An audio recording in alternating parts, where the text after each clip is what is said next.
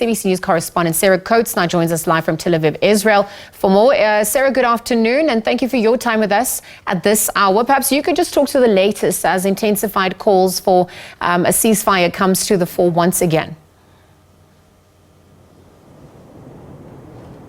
Yes, you're right. Well, look, right now we are hearing reports of heavy fighting happening around the Indonesian hospital, which is another hospital in the northern part of the Gaza Strip. Now, workers inside this medical facility say that they can see tanks out the window. They say they see Israeli snipers on nearby roofs, and they say that they are too afraid to leave this hospital. Now, there was reportedly another airstrike on this hospital in the early hours of this morning. Workers inside say that around 12 people have been killed, many more wounded. And it is being reported that there are a number of bodies out the front of this hospital and they are unable to move them simply because they say it is too dangerous to do so. Now, with regards to that other hospital, Al-Shifa Hospital, it's the biggest hospital in the Gaza Strip. It's also in the northern part of the enclave. That has really been a focal point of this ground operation over the last few days. And there was a lot of international concern and also, of course, concern on the ground here about those 31 premature babies who were widely circulated in international media. We can now confirm, according to Egyptian officials, that they have now crossed the border, 28 of them, into Egypt after being evacuated from Al-Shifa Hospital yesterday. Now, there's not 31 that crossed, even though 31 were evacuated. According to the Palestinian Red Crescent, 3 of those babies, one of them doesn't have any family to identify this baby, and the other 2 were not evacuated due to personal reasons. So we are hearing that the parents potentially didn't want them outside of Gaza. But look, that is what we can tell you on the ground. Israel does say it is continuing an expanded military operation. We know that Jabalia refugee camp, which is the largest refugee camp in the Strip, it's also received evacuation orders, as too are people down in the south, in Khan Yunis. They're still getting flyers dropped on their roofs telling them to leave their homes and get to a safer space down south.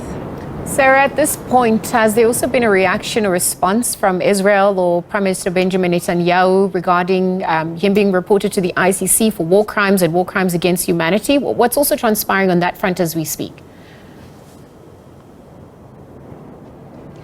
Well, look, I'm not seeing any reaction to that at this hour. What Israel's main focus has been on right up until now, of course, is this fighting. It says its end goal is to wipe out Hamas. But of course, there have been many protests also here in Israel with people even last night marching, saying that they want to call for a ceasefire. They say that they want an end to all of these hostilities. But right now we haven't heard any kind of reply there from what you just mentioned from the Israeli Prime Minister. He did come out just a couple of days ago to talk about civilian casualties in this war. He said, we're trying our best to avoid civilian casualties, but so far we have been unable to do so. So look, that is certainly the situation here. We generally don't hear much of a reply to this sort of thing from Benjamin Netanyahu, but look, it could come out in the next few hours or the next few days. Sarah, just as we wrap up very quickly, you spoke about Israel continuing its expanded military operation. Some news over the weekend, Iran announcing a supersonic missile. Has there been any response to that, given the timing of that announcement? Sorry, you're talking there about the missiles in the north? I didn't quite catch you there.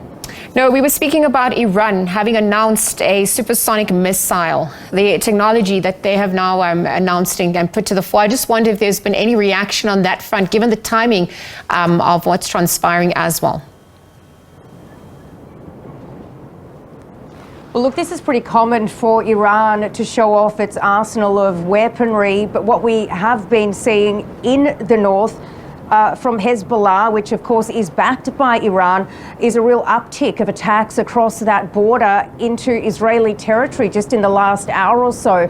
Pictures came in showing an Israeli army base basically completely destroyed by a rocket that was fired claimed by Hezbollah. So look, there's certainly an uptick of attacks by Hezbollah, Iran, which is an Iranian proxy, and also by Yemen, which has over the last few weeks fired missiles and fired drones at Israeli territory. And I'm sure you know the news that Houthi rebels have actually taken control of that ship.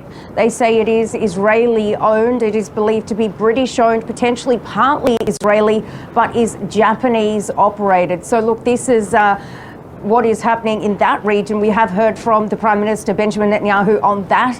He is calling it an act of international terrorism, saying that Iran should be held accountable, but no reaction as to yet from Israeli officials to the unveiling of that new missile.